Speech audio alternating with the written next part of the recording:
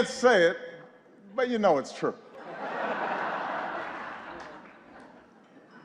Good evening, everybody. It is an honor to be here at my last, and perhaps the last, White House Correspondents' Day.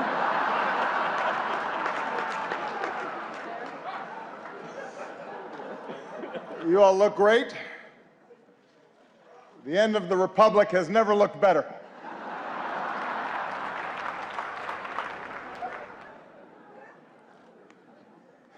I do apologize. I know I was a little late tonight. I was running on CPT.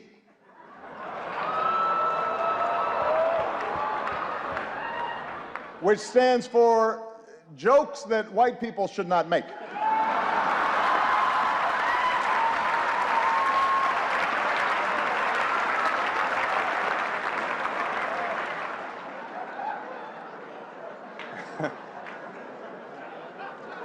It's a tip for you, Jeff. Anyway, here we are. My 8th and final appearance at this unique event. And I am excited. If this material works well, I'm going to use it at Goldman Sachs next year.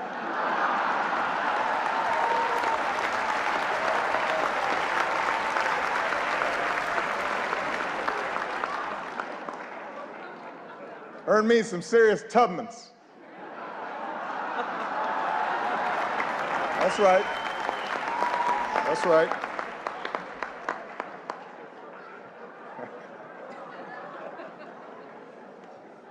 My brilliant and beautiful wife, Michelle, is here tonight.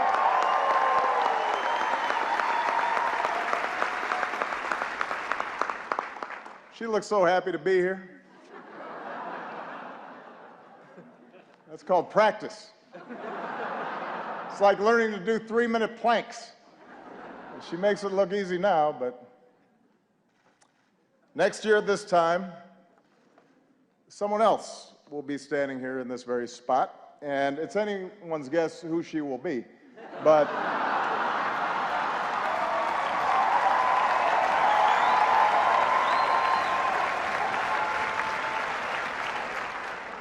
standing here, I can't help but be reflective, a little sentimental. 8 years ago, I said it was time to change the tone of our politics. In hindsight, I clearly should have been more specific.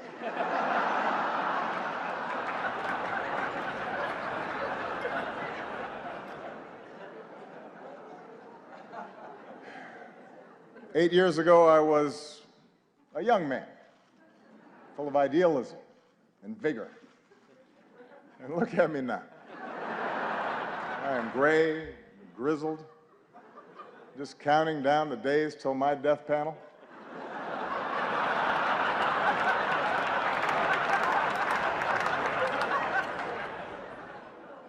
Hillary once questioned whether I'd be ready for a 3 a.m. phone call. Now I'm awake anyway because I got to go to the bathroom. I'm up.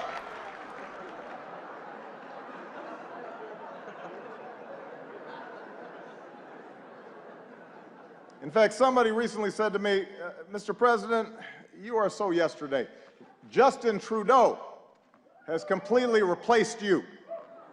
He's so handsome, he's so charming. He's the future.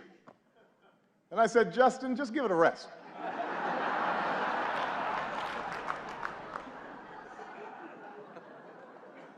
I resented that. Meanwhile, Michelle has not aged a day.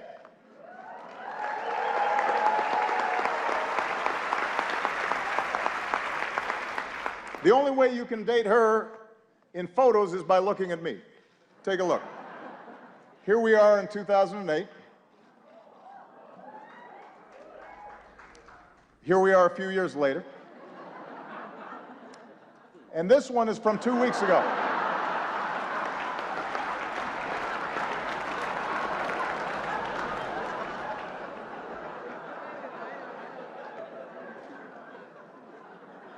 So time passes.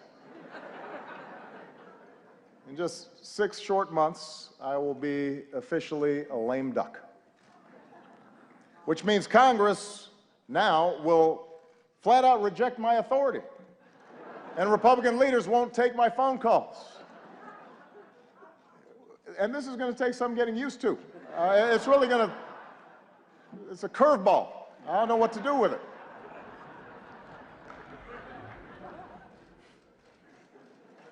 Of course, in fact, 4 months now, congressional Republicans have been saying there are things I cannot do in my final year. Unfortunately, this dinner was not one of them. But on everything else, it's another story. And you know who you are, Republicans. In fact, I think we've got Republican Senators Tim Scott and Cory Gardner. They're in the House, which reminds me, security, bar the doors. Judge Merrick Garland, come on out. We're going to do this right here, right now.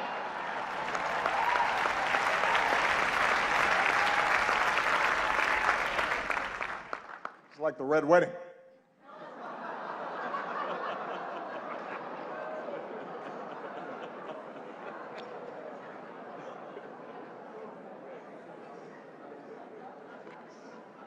But it's not just Congress.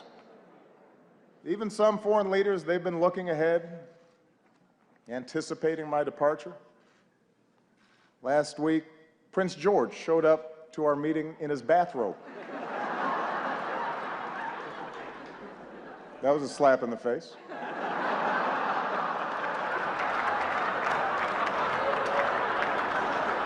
A clear breach of protocol. Although while in England, I did have lunch with Her Majesty the Queen, took in a performance of Shakespeare, hit the links with David Cameron, just in case anybody is still debating whether I'm black enough. I think that settles the debate.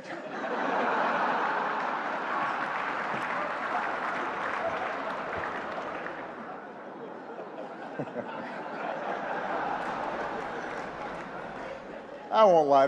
Look, this is a tough transition. It's hard. Key staff are now starting to leave the White House. Even reporters have left me. Savannah Guthrie, she's left the White House press corps to host the Today Show. Norah O'Donnell left the briefing room to host CBS This Morning. Jake Tapper left journalism to join CNN.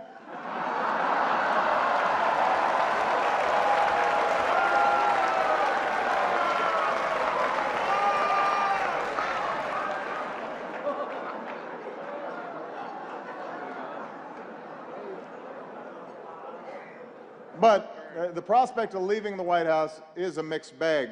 You might have heard that someone jumped the White House fence last week, but I have to give Secret Service credit. They found Michelle, brought her back. She's safe.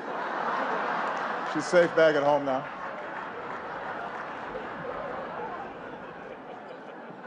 It's only 9 more months, baby. Settle down.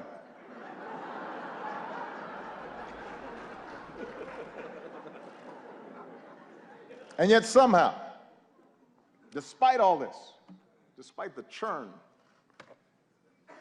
in my final year, my approval ratings keep going up. The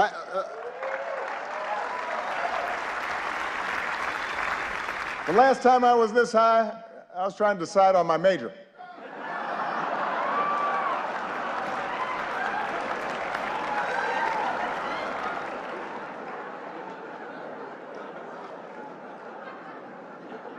And here's the thing, I haven't really done anything differently. So it's odd. Even my aides can't explain the rising poll numbers. What has changed? Nobody can figure it out.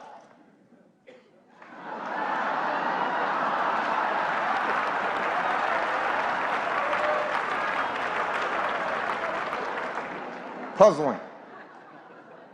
Anyway, in this last year, I do have more appreciation for those who've been with me on this amazing ride, like one of our finest public servants, Joe Biden. God bless him. Love that guy. I love Joe Biden. I really do. And I want to thank him for his friendship, for his counsel, for always giving it to me straight, for not shooting anybody in the face. Thank you, Joe.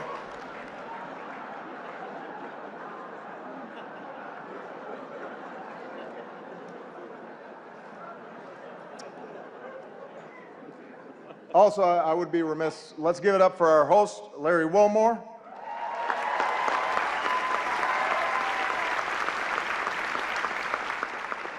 Also known as one of the two black guys who's not Jon Stewart. You're the South African guy, right? Okay. I love Larry. And his parents are here, who are from Evanston, which is a great town. I also would like to acknowledge some of the award-winning reporters that we have with us here tonight. Rachel McAdams, Mark Ruffalo, Leah Schreiber. Thank you all for everything that you've done. I'm just joking. As you know, Spotlight is a film, a movie, about investigative journalists with the resources and the autonomy to chase down the truth and hold the powerful accountable. Best fantasy film since Star Wars. Look, that was maybe a cheap shot. I understand the news business is tough these days. It keeps changing all the time. Every year at this dinner, somebody makes a joke about BuzzFeed, for example, changing the media landscape. And every year the Washington Post laughs a little bit less hard.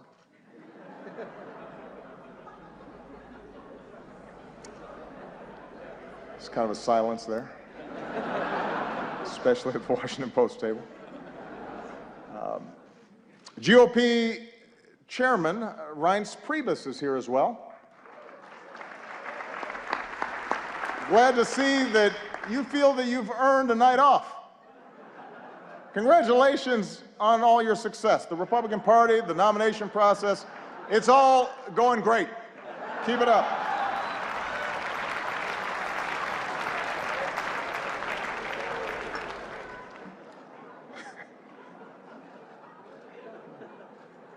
Kendall Jenner is also here, and we had a chance to meet her backstage. She seems like a very nice young woman.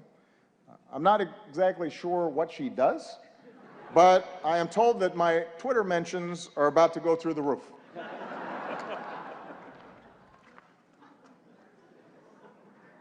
Helen Mirren is here tonight.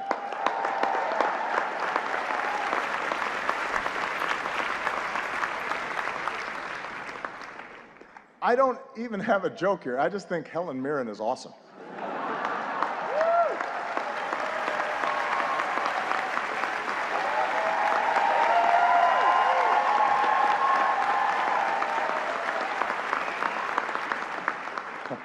She's awesome. Sitting at the same table, I see Mike Bloomberg.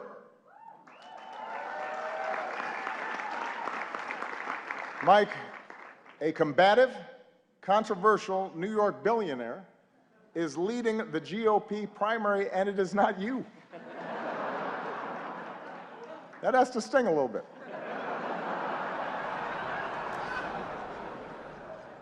Although it's not an entirely fair comparison between you and the Donald. After all, Mike was a big city mayor. He knows policy in depth, and he's actually worth the amount of money that he says he is.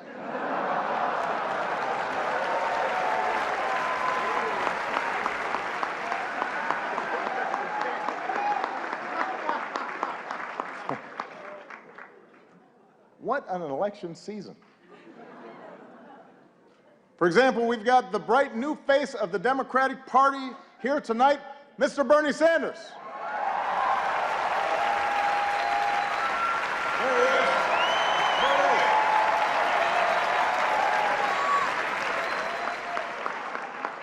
Bernie, you look like $1 million. Or to put it in terms you'll understand, you look like 37,000 donations of $27 each.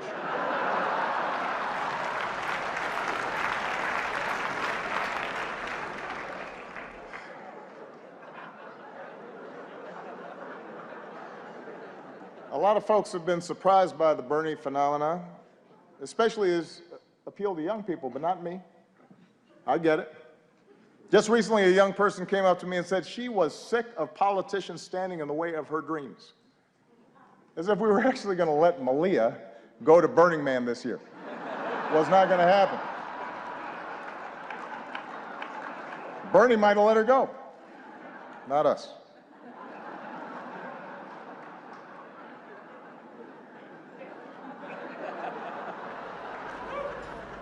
I am hurt, though, Bernie, that you've been distancing yourself a little from me. I mean, that's just not something that you do to your comrade.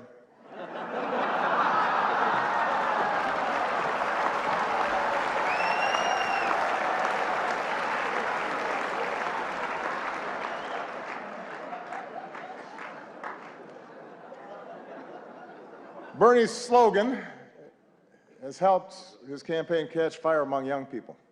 Feel the burn. Feel the burn. It's a good slogan. Hillary's slogan has not had the same effect. Let's see this.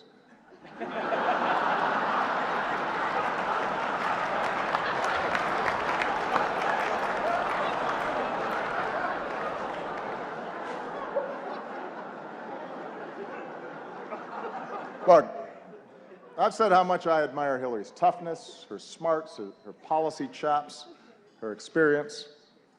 You've got to admit it, though. Hillary trying to appeal to young voters is a little bit like your relative who just signed up for Facebook. Yeah. Dear America, did you get my poke? Is it appearing on your wall? I'm not sure I'm using this right. Love, Aunt Hillary.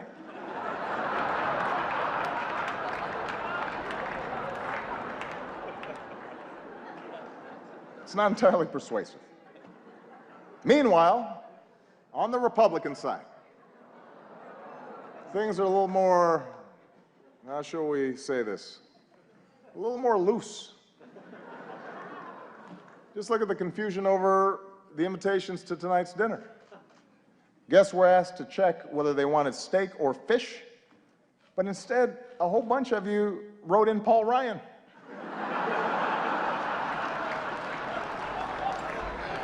That's not an option, people. Steak or fish.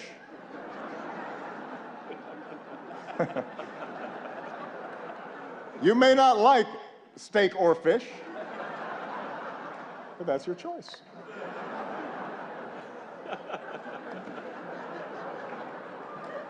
Meanwhile, some candidates aren't polling high enough to qualify for their own joke tonight.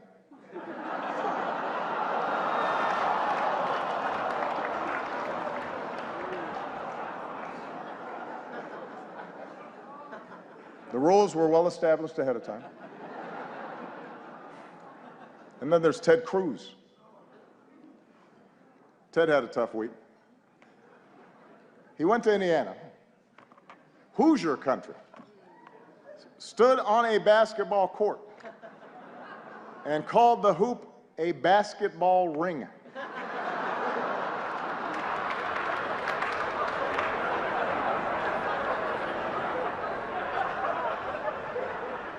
What else is in his lexicon? Baseball sticks, football hats. But sure, I'm the foreign one.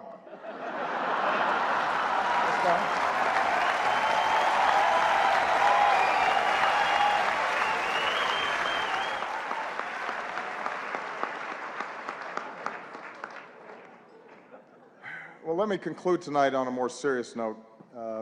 I want to thank the Washington Press Corps. I want to thank Carol for all that you do. You know, the free press is central to our democracy, and nah, I'm just kidding.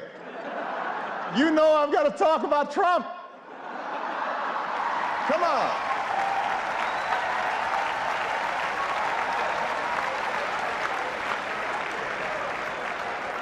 weren't just going to stop there. Come on.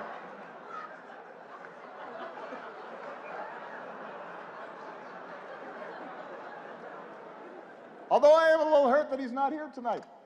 We had so much fun the last time. And it is surprising. You've got a room full of reporters, celebrities, cameras, and he says no. Is this dinner too tacky for the Donald? What could he possibly be doing instead? Is he at home eating a Trump steak? Tweeting out insults to Angela Merkel? What's he doing?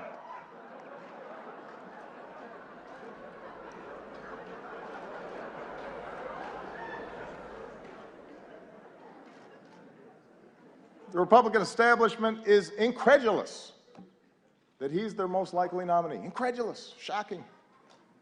They say Donald lacks the foreign policy experience to be president. But in fairness, he has spent years meeting with leaders from around the world. Miss Sweden, Miss Argentina, Miss Azerbaijan.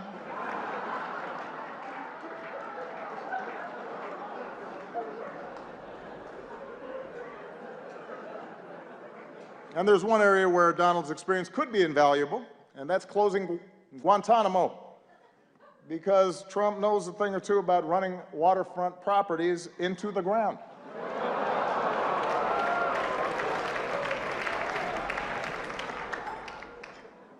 All right, that's probably enough. I mean, I've got more material. No. I don't want to spend too much time on the Donald.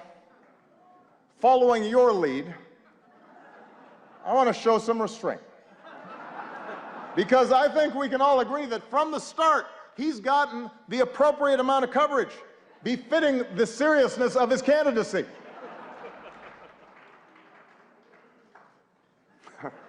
I hope y'all are proud of yourselves.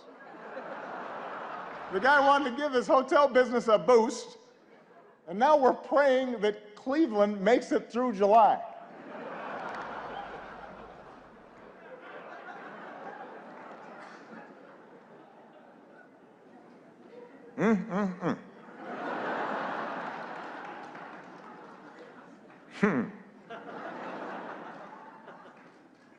As for me and Michelle, we've decided to stay in D.C. for a couple more years.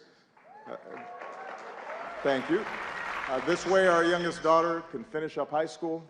Michelle can stay closer to her plot of carrots. She's already making plans to see them every day. Take a look.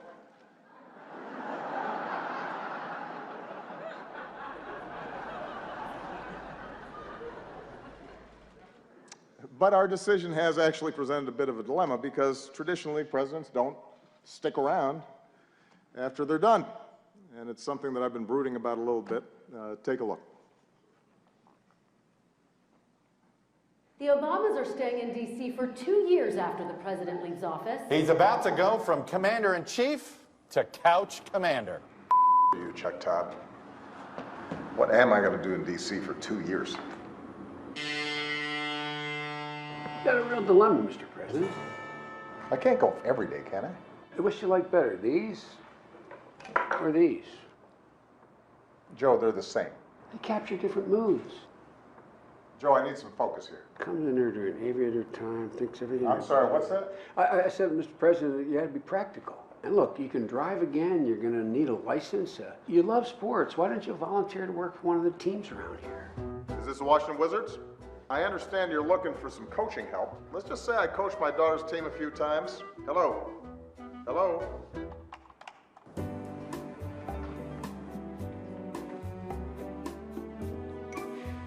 $44. Finally. So I'm going to be in D.C. for a while, and I thought I'd take up driving again. What's the name? Barack Hussein Obama. Yikes. Well, since you don't have a driver's license, you're gonna need a birth certificate. Really? Really. It's real. Is it? It's real. But is it? Oh, Michelle left her phone. Let's see here. Huh. She's got Snapchat. Obamacare is great, and it's really working. Sign up now. Breaking news. Michelle Obama in hot water after posting this video earlier today. Obamacare is great, and it's really working. Sign up now.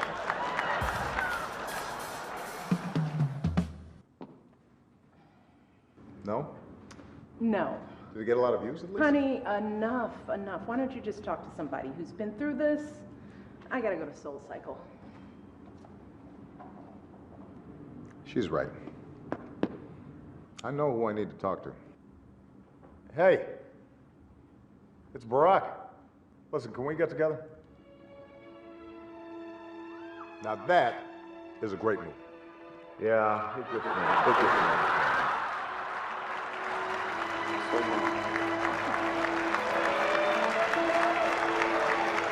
So, you got any advice for me? So now you want my advice? First, stop sending me all these LinkedIn requests. And second, here's the beauty of this whole thing. You've got all the time in the world to figure this out. You can just be you for a while. If you know how to do that again. So I can just be me. And I can wear my mom jeans in peace. I hate these tight jeans. Good. Yesterday, I had a beer at 11:30 in the morning. And you know, McDonald's now serves breakfast all day long. You know, Michelle's going to be at spin class, so she'll never know. Right. Let it go. You know, it won't be long. You'll be able to walk right out of the Oval Office singing zippity-doo-dah, zippity-yay. And you got plenty of time to work on your tan. And you know what? I finally got the grand bargain on a sweet Chevy Tahoe. Look here. Look here. Yeah. You want one? Breaking news, former President Barack Obama on his 347th round of golf for the year, and it's totally great. And Gloria, not a problem for anybody. I can't think of a reason to care, Wolf, and believe me, I've tried. There you go.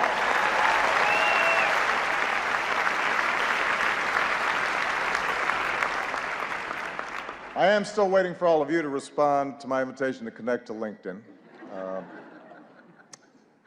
But I know you have jobs to do, which is what really brings us here tonight. I know that there are times that we've had differences, and that's inherent in our institutional roles. It's true of every president and his press corps. But we've always shared the same goal, to root our public discourse in the truth, to open the doors of this democracy, to do whatever we can to make our country and our world more free and more just. And I've always appreciated the role that you have all played as equal partners in reaching these goals. Our free press is why we once again recognize the real journalists who uncover the horrifying scandal and brought some measure of justice for thousands of victims throughout the world. They are here with us tonight. Sasha Pfeiffer, Mike Resendez, Walter Robinson, Matt Carroll, and Bed Brandley Jr. Please give them a big round of applause.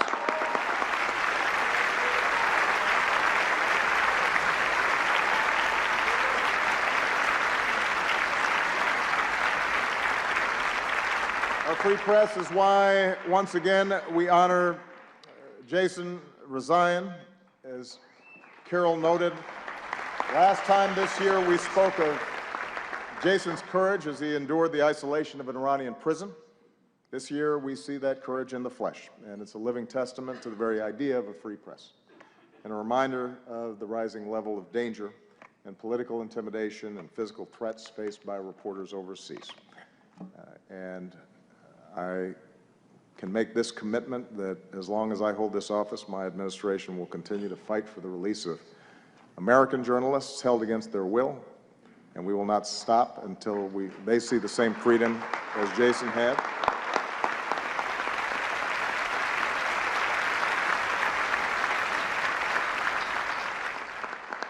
At home and abroad, journalists, like all of you, engage in the dogged pursuit of informing citizens and holding leaders accountable and making our government of the people possible.